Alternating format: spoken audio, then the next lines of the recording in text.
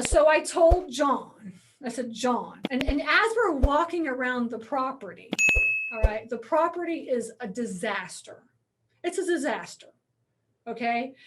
And there's like we had to get EPA to come out. And they actually they offered. I called them and I told them, look, we got tires everywhere here. I was like, can y'all come fix this? And they came out, did this thing, looked around, and they found thousands of tires like thrown around on the fence everywhere. And it became like it was like a hazard, the place. And they just came in and cleaned it up for us. So we didn't pay anything to get all that cleaned up. And it just was a disaster, right? So, and I told John, I was like, John, I said, look, I was like, the reason that I'm gonna be very frank with you. Okay.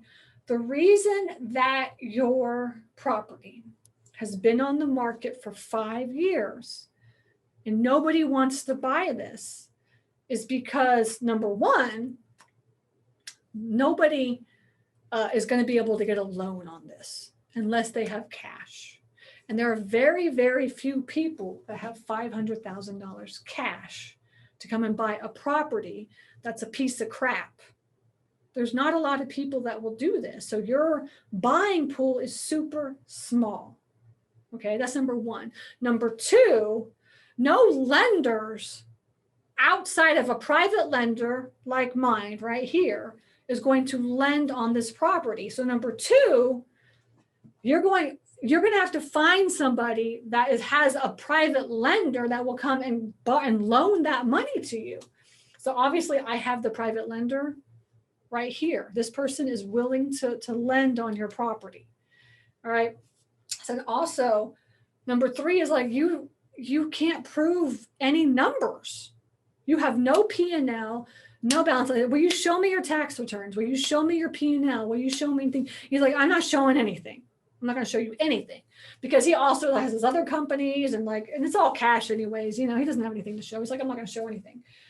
And I said, that's another thing. Like, no, I was like, in this type of a property, I have to be able to see a P&L and a balance sheet for you to prove that the income is coming in. So it's worth $500,000. But what I'm hearing and what you're telling me is that it's not happening. I was like, so because of that, right? Because of that, I'm going to give you an offer. I really want to buy this. I'm going to give you an offer. You ain't going to like it. Just so you know, you're not going to like it. But my lender's here. My lender's already given me a thumbs up. He will lend me this money. We can close in 30 days. If you want to get rid of this thing, I'm ready to buy it. I said, my offer is $200,000. And he just looked at me and he was just like, no, I'm not going to do that. No, I'm never going to sell for $200,000. And I said, okay. I said, that's my offer. I said, just think about it. If you want to think about it, if you want to call us back and let us know, like that's okay. But just think about it. But that's my offer. That's really what I can do. And that's really what it's worth, honestly. That's really what it's worth. In fact, it's worth less than that, honestly. It really is. And he was just like, no, I'm not going to do that. I said, okay. So we left. As I was leaving, my lender was like, this is going to be a good deal. This is a good deal. If you can get this, this can be a great deal. He was like super excited.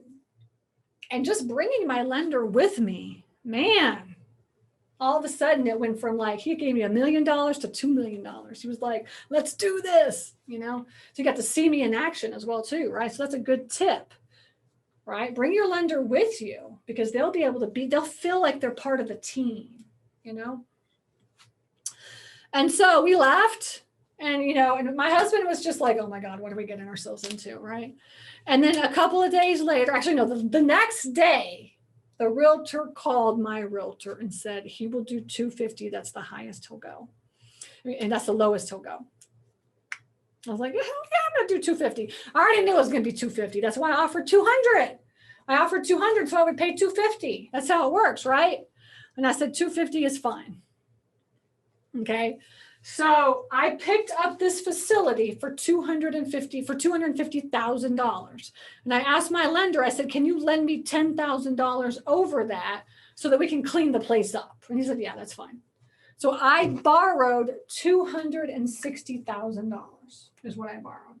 If you saw my post, this is what I posted that. I bought it for $260,000. Okay. Now, we're making over this, right? You know, because we're now like, I think we're making around $9,000 a month. Mortgage bills cost the mortgage, and that was the thing that was really important to me as well too. The mortgage plus the bills to run this thing. He said 2,300, and I said, okay, it's gonna cost us like $2,000 for this mortgage. I was like, am I going to be able to at least front the mortgage? And I will come out of pocket for anything else that is the facility. That's how I looked at the deal. That's really how I looked at it. He told me 2,300. I was like, okay, maybe 23, maybe 2,000. Okay.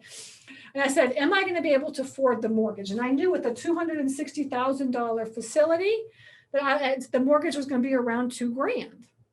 So I was like, I'll just break even. And this is how we run our business, right? So we're borrowing the money to purchase the facility, and then we come out of pocket for our maintenance, our maintaining costs, whatever it costs to maintain the facility, we come out of pocket for that.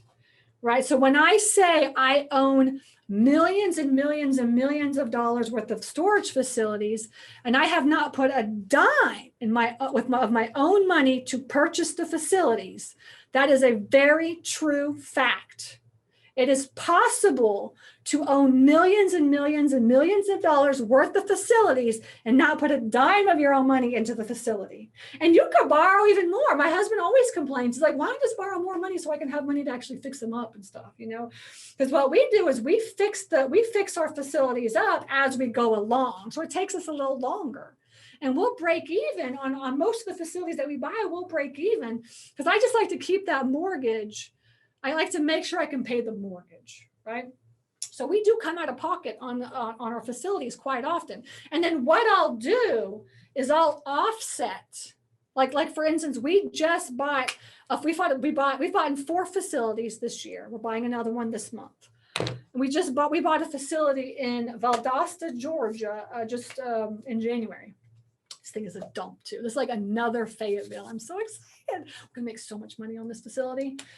And my husband's like, why did you not? We borrowed $275,000, and that's how much it was to purchase the facilities. We just we just broke even on that. You're like, why don't you borrow more money to take care of the facility? It's like a dump, you know? And I'm like, but I want to make sure we can pay our mortgage. You know, that's like the one thing, like just that. I don't want to borrow more money and then not have to come up out of pocket for that as well too, on top of our expenses.